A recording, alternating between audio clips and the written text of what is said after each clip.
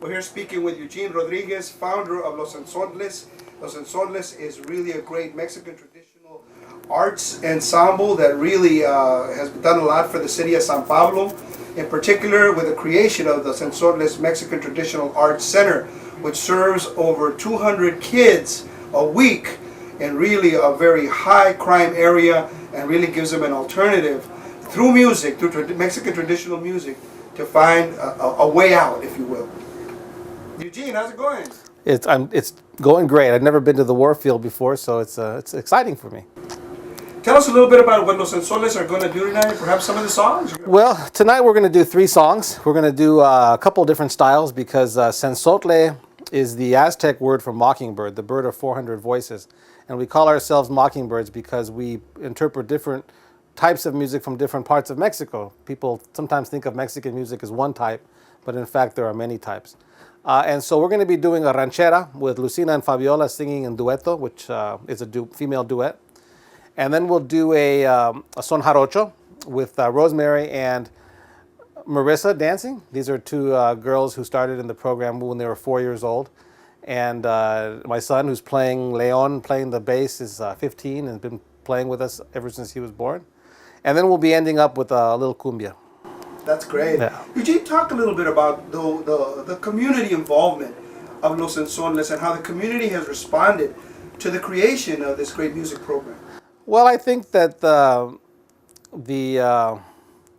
best way to discuss or to see the impact of the Los Ensorles on the community is look at the young folks. Rosemary, who's 14 years old, started with us when she was 4. You have Hugo, who's 29 years old. He started with me when he was 7. And now he teaches all our singing classes, our music classes. He's a fantastic musician, a studio engineer. Lucina, who came when she was 15, she's now 28. She now is a business manager and runs our dance program. This was a girl who came to Los Ensorles at 15 who didn't like Mexican traditional music. She didn't think she liked it. And it wasn't until she joined the group that she realized it was actually something really for her in traditions of Mexico. Fabiola, likewise, she came when she was 15, now she's 27. She's got a beautiful voice, beautiful soul. And, these kids are performing with Dave Hidalgo, Los Lobos, Linda Ronstadt, Ry Cooter, the Chieftains, kids from the neighborhood. And really it makes you realize that there are lots of kids in our neighborhoods who have talent. It's just that they're being ignored. They're not being cultivated. And I think that's really not so much just an example of what we do, but an example of the power of creativity and arts and how we shouldn't ever ignore the kids in our neighborhood. One of the beautiful things that you've done, Eugene, is that you've also sought out the masters, sometimes unsung masters of Mexican traditional music, right, and had them interact with these young folks. Talk about the importance of that cross-generational coming together. Well, I think among Mexican Americans, as I've witnessed in my family and in the world, and maybe many people in the world, we often don't recognize the beauty of our own vernacular traditions. That means, I'm not talking about the fancy stuff on stage, I'm talking about the stuff we learned from our mom in the kitchen, the stuff we learned from our dad.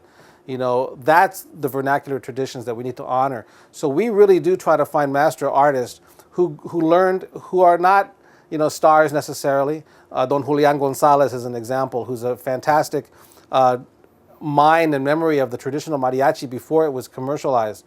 And when we found him, he was washing dishes in the peninsula. No mariachis were interested in what he had to teach. So we took him on and we learned the music, we learned the dance, teach it to the kids.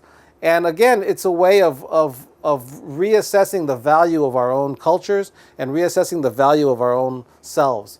And then investing that into kids, and look what comes out. It's a revitalization of and a new look at who we are. But you've also connected with people like Los Lobos, who also come from a folkloric tradition.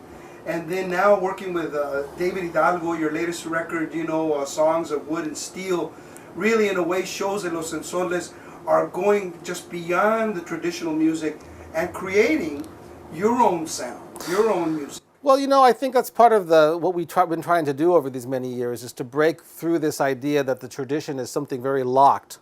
That's something that I never cared about too much when I was a kid. I didn't like that feeling of okay, I'm a Chicano, so I can't impact the music of Mexico because I'm not Mexican, I'm not a real Mexican. And so to me, it's really about going so deep into the roots that we find the commonalities, no matter whether we're English speaking or Spanish speaking or from the countryside or from the city. And it's when you go to the matrix of the art form, that's when you find these bridges. And so to work with a person like David Hidalgo, who in my esteem is a folk musician at the highest level, because he's a guy who hears what's around him and turns it into art. That to me is what a folk musician is. The famous, not famous is not the issue for me. It's the quality. And so I'm real excited to say also that we're going to be working in a very short time with both Taj Mahal and Dave Hidalgo in finding the commonalities of African American traditional music and Mexican American traditional music through the exploration of work music, because we all know that it's the African Americans and the Mexican Americans who are doing a lot of the work in this country, and so that's where I think we can really find a lot of common ground. And so to me, it's not a contradiction to go forward by looking backwards. It's actually what you need to do. Right on, Eugene. Viva los Soles! That was fantastic. Thank you. I think it was better that you did it. I don't know as much about your music as he does. And I Yeah. Eugene, can we Those get questions. one more question? One last question, Eugene. One last question. Okay, why I got fat? I know how you got fat, man. That good food, man. That good Mexican food. But Eugene, looking at, both you and I grew up around the same time, and this Latin rock sound was something that impacted all of us. Hearing Carlos Santana. You also are a virtuoso guitarist who studied at the San Francisco Conservatory of Music, classical guitar and all. Connect this, man. The Latin rock with perhaps how that impacted you and maybe gave you a direction toward this Los Ensordes Mexican Traditional Arts Center. Well, I would say, going back to when I was a kid in college, somebody passed me a cassette of Los Lobos doing La Guacamaya, and it just blew my mind because it wasn't this kind of static museum version of Mexican music. It was this guys playing Mexican music like rock. And that's exactly was the key for me to realize, hey, you can't play it like it's dead. You got to play it like it's alive, and you got to feel it. And I would say, look, what can you say about Carlos Santana? I mean, the man is a legend at the highest degree, and all these bands who've been mixing Latin elements with rock. I mean, that's where it's at. The thing I most appreciate about all these guys is that they're taking all these traditions from different parts of Latin American music, which is really vast. Los Lobos, I think, is one of the few groups that takes the Mexicanidad, the Mexicanness of Mexican music, the ranchera, the son, and puts it in. And I feel like you're going to see more and more of that, because we've seen this fantastic renaissance of Afro-Caribbean music.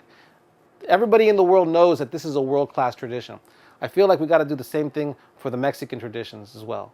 And I think that's what I'm looking forward to in the future generations, that they look at these masters, see the mixtures they did, and keep on doing the mixtures. You go to the roots, and you keep mixing it up, and it just validates who you are, where you come from, and it gives you a sign as to where you're going. Beautiful.